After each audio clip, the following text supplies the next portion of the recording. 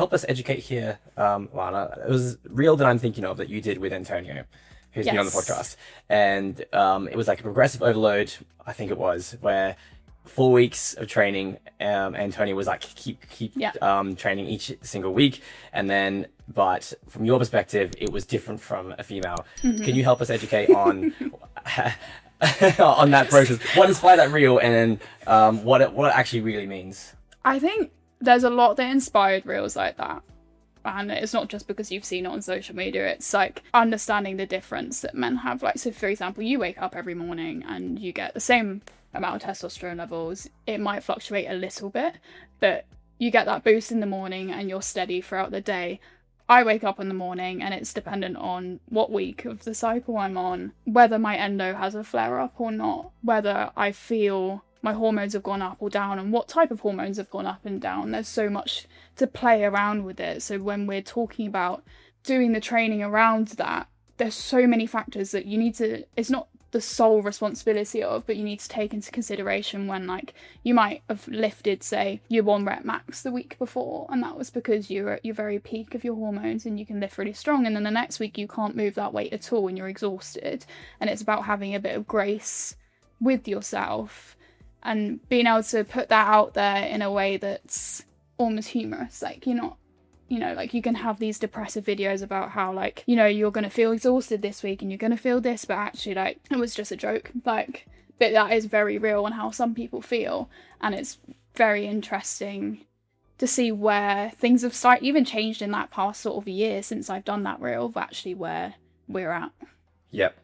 And how would you adapt your training around your cycle? I think the key thing is making sure it's very particular to you. I wouldn't implement what I do to someone else. I would maybe speak about it and I could say, oh, this has actually really helped me, but I wouldn't try and do a one size fits all for every female that I work with. For me personally, I find sort of when I'm on my period, I have the worst pains in the world. So like training for me during that is a no-go. It's listening to my body at that stage and understanding that whilst movement helps it might look differently for me that week. So it might look about just doing a stretch on the floor. Hey, just a quick announcement before we return to the podcast. If you're someone who's been feeling a bit stuck lately, maybe you're switching careers, rebuilding your routine, or just trying to get your life together, I get it. That's exactly why I write the Midweek Motivation newsletter, where every week I share real, honest thoughts on training, mindset, and the messy process of figuring life out. Especially for guys like us, we're in our 20s and 30s, just trying to get ahead in our careers, fitness, and performance.